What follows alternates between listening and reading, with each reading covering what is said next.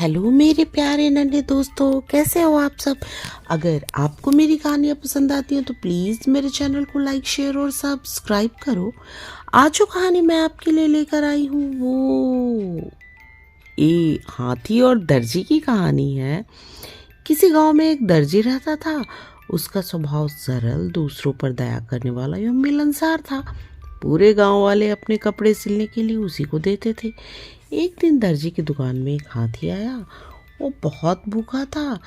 दर्जी ने हाथी को खाने के लिए केले दिए। अब हाथी रोज उस दर्जी की दुकान पर आने लगा। दर्जी भी हाथी को रोज केला खिलाने लगा। बदले में हाथी अनेक बार उसे अपनी पीठ पर बिठाकर घुमाने ले जाता। दोनों का प्रेम देखकर गांव वाले चकित थे। एक दिन दर्जी को किसी गांव से बाहर जाना था। उसने अपने पुत्र को दुकान पर बिठा दिया। जाने के पहले दर्जी पुत्र को केला देते हुए बोल कर गया कि हाथी आए तो उसे खाने के लिए दे देना। दर्जी का पुत्र बहुत ही शरारती था। दर्जी के जाने के बाद उसने केला स्वयं खा लिया। जब हाथी आया तो दर्जी के पुत्र के मन में एक शरारत आई। उसने एक सुई उठाई और उसे अपने हाथ के पीछे छिपाकर हाथी के निकट गया। हाथी को लगा केला देने के लिए आया है।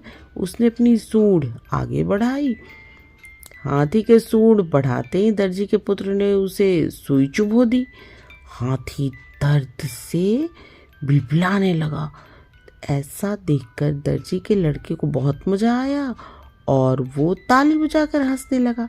दर्द के कारण बिलबिलाता हाथी पास की नदी की ओर भागा। वहां पहुंचकर उसने अपनी सूंड पानी में डुबो दी। कुछ देर नदी के ठंडे जल में रहकर उसे आराम महसूस हुआ। हाथी को दर्जी के बेटे पर बड़ा गुस्सा आ रहा था। उसने उसे सबक सिखाने की ठान ली और अपनी सूंड में कीचड़ युक्त पानी भरकर दर्जी की दुकान पर जा पहुंचा। दर्जी के लड़के ने वापस वैसा ही करना चाहा। हाथी के निकट आते ही वो सुई चुभाने के लिए आगे बढ़ा, लेकिन ये क्या! हाथी ने सूंड में भरा सारा कीचड़ उस पर फेंक दिया। लड़का दुकान के दरवाजे के पास भागा और पूरे कीचड़ से लथपथ हो गया। हाथी दुकान के अंदर भी कीचड़ फेंक गया और लोगों के द्वारा दिए गए कपड़े भी गंदे हो गए।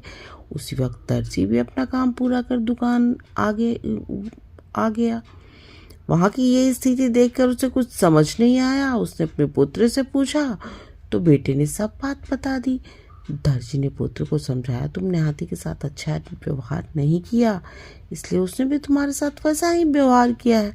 जैसा व्यवहार हम करेंगे वैसा ही सामने वाला भी करेगा। अब कभी किसी के साथ बुरा मत करना।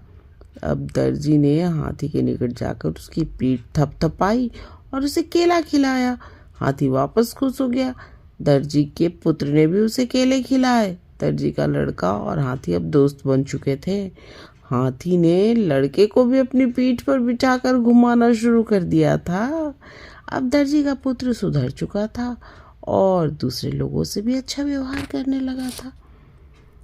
बच्चों, जैसा व्यवहार आप दूसरे के साथ करेंगे वैसा ही दूसरा आपके साथ भी करेगा। जैसा आप करोगे वैसा ही भरोगे। बुरा करोगे तो बुरा नतीजा मिलेगा। अगर आपको मेरी आज की कहानी अच्छी लगी हो तो प्लीज़ मेरे चैनल को सब्सक्राइब करो और मेरे प्यारे नन्हे दोस्तों, आप आराम से सो जाओ, सपनों की दुनिया में खो जाओ। गुड नाइट मेरे प्यारे नन्हे दोस्तों, गुड नाइट।